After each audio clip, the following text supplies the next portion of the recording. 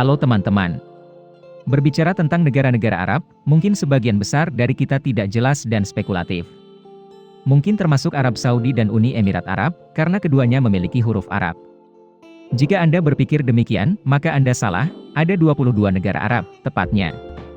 Termasuk Aljazair, Bahrain, Kepulauan Komoro, Djibouti, Mesir, Irak, Yordania, Kuwait, Lebanon, Libya, Maroko, Mauritania, Oman, Palestina, Qatar, Arab Saudi, Somalia, Sudan, Suriah, Tunisia, Uni Emirat Arab, dan Yaman. Ini adalah negara-negara dengan kesamaan dalam sejarah dan budaya. Dengan bahasa Arab sebagai bahasa resmi, sekitar 93% penduduk di negara-negara ini adalah Muslim. Bersama-sama mereka membentuk Liga Arab untuk membantu saling melindungi dan bekerja sama dalam masalah politik dan keamanan. Tidak hanya 22 negara yang disebutkan di atas yang bisa berbahasa Arab, sejumlah negara Muslim lainnya seperti Turki, Niger, Iran, Senegal dan Mali juga berbahasa Arab. Karena mereka harus belajar bahasa ini untuk membaca Al-Quran, tetapi itu bukan bahasa utama negara itu. Diperkirakan jumlah orang yang tergabung dalam dunia Arab atau Liga Arab lebih dari 423 juta orang, terbesar adalah Mesir dengan 102,8 juta orang. Jadi mengapa ada begitu banyak negara Arab? Kita akan kembali ke masa lalu, salah satu peristiwa terpenting dalam sejarah terjadi. Pada awal abad ke-7, di pedalaman Jazirah Arab, Nabi Muhammad melahirkan Islam dan menyatukan banyak suku Arab melalui perang. Invasi mereka ke tanah sekitarnya menghasilkan pembentukan salah satu kerajaan terbesar dalam sejarah, Kekaisaran Arab. Setelah kematian Muhammad, kekaisaran diperintah oleh dinasti Umayyah, itu juga merupakan periode puncak Kekaisaran Arab. Pada 720 wilayahnya mencapai puncaknya, membentang dari Portugal hingga India saat ini. Itu adalah kerajaan terbesar di dunia hingga saat itu, dengan luas 11,1 juta kilometer persegi dan menguasai hampir sepertiga populasi dunia. Sekitar 85% dari populasi itu telah mengadopsi dan memeluk Islam. Ke dinasti ketiga yang diperintah oleh dinasti Abbasiyah. Wilayah kekaisaran sebagian besar menyusut di barat. Itu kemudian ditangkap dan dihancurkan sepenuhnya oleh bangsa Mongol pada tahun 1258.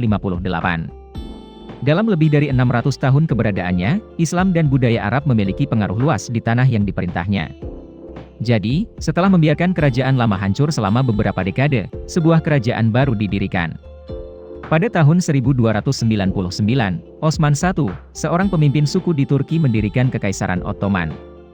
Itu menjadi salah satu kerajaan terbesar dan paling abadi dalam sejarah dunia.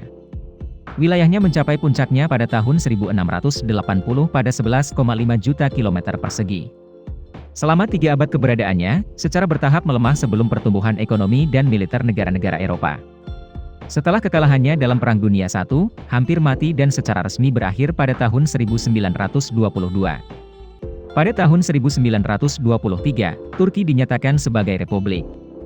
Dengan demikian, kedua kerajaan kuat yang menguasai petak besar tanah berlangsung selama lebih dari 600 tahun.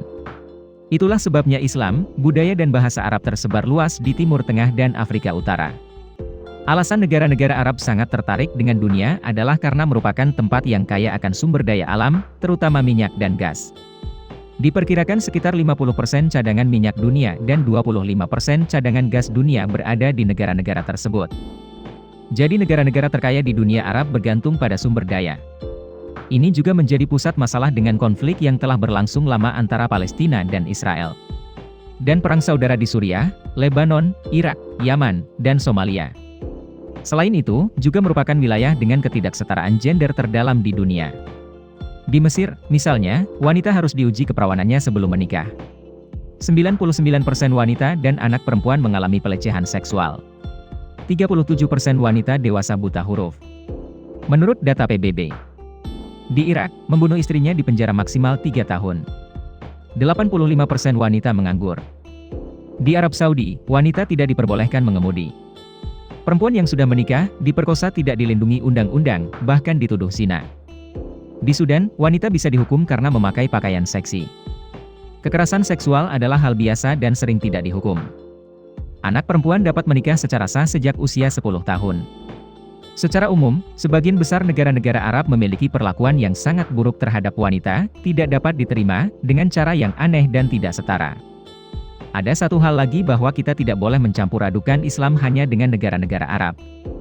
Karena sejumlah besar warga muslim juga ditemukan di negara lain seperti Indonesia, India, Pakistan, Afghanistan, Rusia. Diperkirakan total populasi muslim di dunia sekitar 1,8 miliar orang. Mereka semua diberitahu untuk tidak memakan mayat, darah segar, dan babi karena itu adalah hal yang najis. Video datang ke sini. Terima kasih telah menyukai dan menonton semuanya. Sampai jumpa dan sampai jumpa lagi.